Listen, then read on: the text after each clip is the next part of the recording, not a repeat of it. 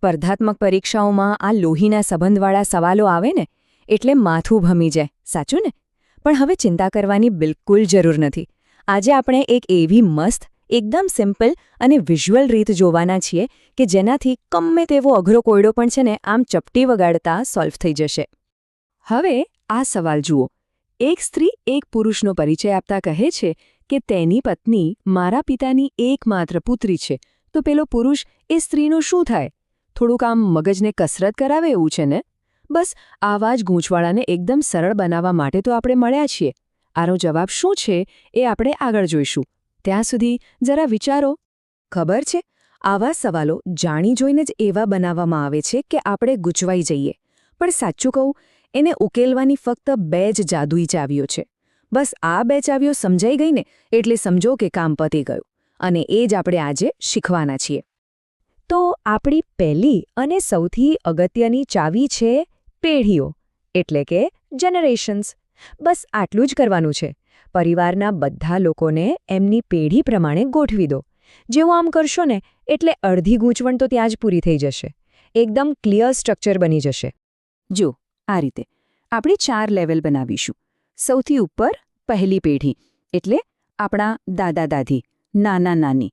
એની નીચે બીજી પેઢીમાં આવશે આપણા માતા-પિતા, કાકા-કાકી, મામા-મામી, બરાબર? પછી ત્રીજી પેઢી, એટલે કે આપણી પોતાની, જેમાં આપણે પોતે, આપણા ભાઈ-બહેન, પતિ કે પત્ની. અને છેલ્લે ચોથી પેઢીમાં આપણા બાળકો, ભત્રીજા-ભત્રીજી. બસ આટલું મગજમાં ફિટ કરી લો. આ જ આપણા પાયાનો પથ્થર છે. સારું, તો પહેલી ચાવી તો સમજાઈ ગઈ.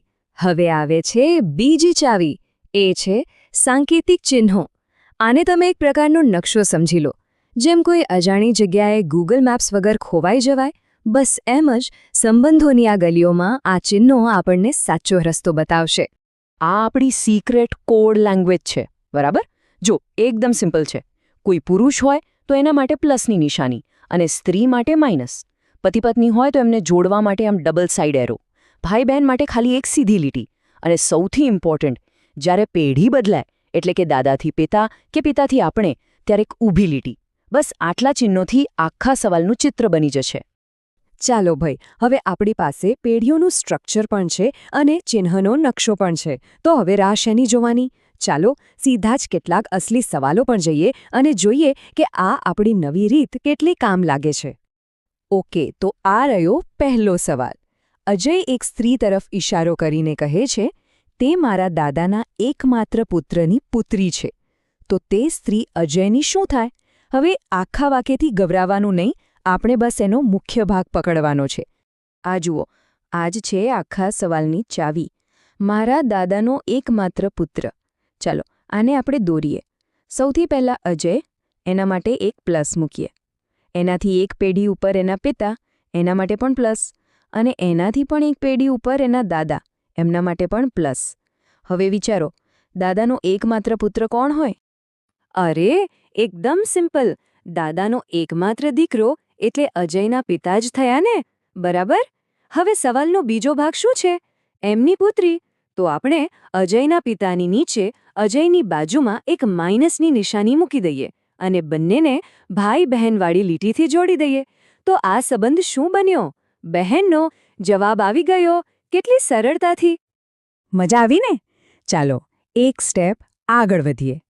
હવે બીજો સવાલ. આ થોડોક લાંબો છે, પણ ગભરાશો નહીં. આપણી રીત તો એ જ રહેશે અને જવાબ પણ ફટાફટ આવશે. આ સવાલમાં ફોકસ ક્યાં કરવાનું છે? અહીંયા. મારા પિતાની પત્નીનો એકમાત્ર પુત્ર. ચાલો આને પણ ડ્રો કરીએ. પહેલા વિમલ, એનાથી એક પેઢી ઉપર એના પિતા. હવે પિતાની પત્ની, એટલે કે વિમલની માતા. તો પિતા અને માતાને આપણે પતિ-પત્નીના ચિહ્નથી જોડી દઈશું. હવે જુઓ ચિત્ર. પિતાની પત્ની એટલે કોણ? વિમલની માતા. અને માતાનો એકમાત્ર પુત્ર કોણ હોય? અરે, વિમલ પોતે જ. તો આખા વાક્યનો મતલબ થયો વિમલ. હવે સવાલનો છેલ્લો ભાગ છે તેની પુત્રી, એટલે કે વિમલની પુત્રી. જવાબ એકદમ સામે જ છે. તે છોકરી વિમલની દીકરી છે. ઓકે, અત્યાર સુધી તો આપણે વાક્યોવાળા સવાલ જોયા. હવે જરાક જુદા પ્રકારનો સવાલ જોઈએ. આને કહેવાય કોડેડ રિલેશનશિપ. અહીંયા તમને સંબંધો સીધા નહીં પણ કોડમાં આપેલા હશે, જેમ કે A+Bનો મતલબ એ બીના પિતા છે. પણ ચિંતા નહીં, આપણી લોજિકવાળી રીત અહીં પણ કામ કરશે. આમાં આપણે શું કરીશું? આપણે એક એક કડી જોડીને આખી ચેઇન બનાવીશું. પહેલા છે P+R. એનો મતલબ શું થયો? P એ Rના પિતા છે, બરાબર? હવે બીજી કડી R-Q. એનો મતલબ R એ Qની માતા છે. હવે આપણી પાસે 2 ટુકડા છે, બસ એને જોડી દઈએ. તો આખી ચેઇન શું બની? P એ Rના પિતા છે અને એ જ R Qની માતા છે. એનો સીધો મતલબ શું થયો? કે P એ Qની મમ્મીના પપ્પા છે અને મમ્મીના પપ્પાને આપણે શું કહીએ? નાના. લો, આવી ગયો જવાબ. P એ Qના નાના છે. એકદમ ક્લિયર? તો આપણે નિયમો પણ શીખી લીધા અને પ્રેક્ટિસ પણ કરી લીધી. હવે તમારો વારો છે. ચાલો જોઈએ કે આપણે જે શીખ્યા એ કેટલું યાદ રહ્યું છે. તૈયાર છો? આ રહ્યો સવાલ. રીઠા નિખિલનો પરિચય આપતા કહે છે, તે મારી મમ્મીના ભાઈનો દીકરો છે. તો નિખિલ રીટાનો શું થાય? જરા વિચારો. મમ્મીનો ભાઈ એટલે મામા અને મામાનો દીકરો શું કહેવાય? પેલી ડ્રોઈંગવાળી રીત અજમાવી જુઓ, જવાબ તરત મળી જશે. હંમેશા યાદ રાખજો, કોઈ પણ સંબંધનો કોયડો હોય એ ફક્ત અને ફક્ત તર્કની રમત છે. જો લોજિક બરાબર લગાવ્યો તો દરેક સંબંધ એકદમ સ્પષ્ટ થઈ જશે. અને હા, પેલો સૌથી પહેલો સવાલ યાદ છે? એક સ્ત્રી કહે છે કે તેની પત્ની મારા પિતાની એકમાત્ર પુત્રી છે. હવે વિચારો, પિતાની એકમાત્ર પુત્રી કોણ હોય? એ સ્ત્રી પોતે જ થઈને. તો એનો મતલબ કે પેલા પુરુષની પત્ની એ સ્ત્રી પોતે જ છે. તો પુરુષ એનો શું થયો? પતિ. જોયું? તર્કથી બધું જ કેટલું સરળ બની જાય છે.